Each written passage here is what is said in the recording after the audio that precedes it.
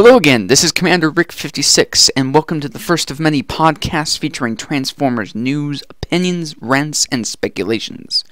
Today we'll be discussing the newly announced Transformers Fall of Cybertron Deluxe Jazz, Optimus Prime, and Shockwave. There was also announced a Fall of Cybertron Bruticus set. All 5 Combaticons formed to make the mighty Bruticus. Unfortunately, that will be another video for another time, as I have a giant discussion on the matter. But I shall get started with Jazz. First off, with vehicle mode, it definitely has the feel of Jazz with the sports car, or what would be a Cybertronian sports car. The only thing is the gun pegged on top. I mean, honestly, they probably have nowhere else to put it. It makes sense since a lot of these will have weapon modes, a third hover mode like they did in War for Cybertron. So it doesn't take from the figure at all, in my opinion. Next is the robot mode. Definitely has the feel of Jazz. All the colors are good. It's accurate to the in-game screenshots that we've gotten so far. The light piping, from what I've seen on pictures, is phenomenal. Both from a flash shot in front of it from what I saw, and then lighting from up top. It catches all the light. It just looks fantastic. The legs are a bit thin, but that's how they are in the game. So it seems like what they're doing is just picking the CGI parts out of the game and putting them into real life. The designers are doing a phenomenal job on that. I'm not too familiar with the character of Jazz, so I don't really have much else to say other than that the figure looks really great. I can't wait to see it in hand. Next will be the new Optimus Prime for the new game. We'll start off with vehicle mode. As the makers of the game said, it's like a fist on wheels. They really bulked up the front of the cab.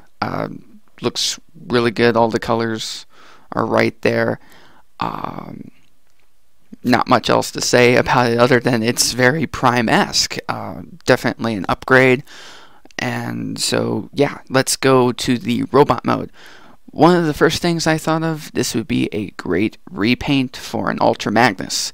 It's got the height, got the shoulders. It would be awesome. As opposed to all the other Ultra Magnus repaints that are basically just look like an Optimus Prime. This one would actually look like an Ultra Magnus, in my opinion. One complaint, this is just from the photos, it might be different when I actually see it in person, but the blue on the legs actually looks a bit bland compared to the War for Cybertron Optimus. Like I said, I have to see it in person. Both the official pictures and the pictures taken at the New York Toy Fair just make it appear to be very bland. Overall, the robot mode does feel almost like it's a monkey. It's got a little primal feel to it. I think that's just from the transformation and the bulk that they gave him in the game. But as being a Beast Wars fan and everything, I tend to get that vibe a little bit. Plus the fact that I also want to mention, while I'm on the notion of Optimus, they did show off the new packaging that's going to be actually part of the Generations assortment that will be sent to stores. It's all redone. It's got Fall of Cybertron in it. I love it. One problem is they have the figure sitting in the packaging. He looks small in that deluxe packaging. It could be because oil's going up and everything, and they're downsizing the figures. One theory is that they threw in the mech tech weapons for the Dark of the Moon line to then take them out, so we're used to the smaller toys. I don't really think so. Probably just a thing of the times, honestly. Moving on from Optimus, I want to get talking about Shockwave. I want to start with his vehicle mode, which is a jet in the War for Cybertron game. It looks absolutely phenomenal. I cannot say that enough about this figure. Like I said before, pulled the CGI out of the game and popped into real life. It's exactly that, and the transformation to robot mode, it's phenomenal. There's no kibble. having a hard time figuring out where the thrusters in the back go. I'm thinking maybe it's the arms. One thing people were wondering about is if he had two hands so they can actually switch his gun over to the proper left hand. It looks that way. I don't see them honestly just going with the single hand. I mean, even for the Dark of the Moon Voyager Shockwave, he had two hands. One just flipped out. I think they just have it on the left hand because in the game it's on the right hand. I'm sorry, I correct that. It's on the right hand because in the game it's all right-handed shooting and whatnot. So that's probably the reason for that. But the only minor two gripes is that the eye. I wish the eye could have been yellow like in G1. It would be, after that would be the absolute classics Shockwave. But I'm sure there's going to be plenty of guys that are going to paint that over with a yellow, put a yellow light piping, all them custom guys, all the magic they do.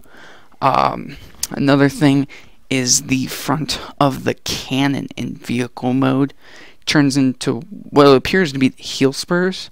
A little bit of a cheat to get the longer barrel. I wish they would have just made the gun that long, but it seems to turn out okay because the figure just looks great. Alrighty then, that is my thought on those figures. If any of you have questions or want to see more, have anything else, just make a comment down in the video, send me a message. If you liked what I had to say, click subscribe. Tell everybody I'm doing fun stuff. Yeah, I'm going to be coming out with a Bruticus podcast soon. I'll have a lot to say on that. That will be a longer video for sure. And don't forget to check out my other channel, Home Atomics. I'll put a link in the video. Alright, have a wonderful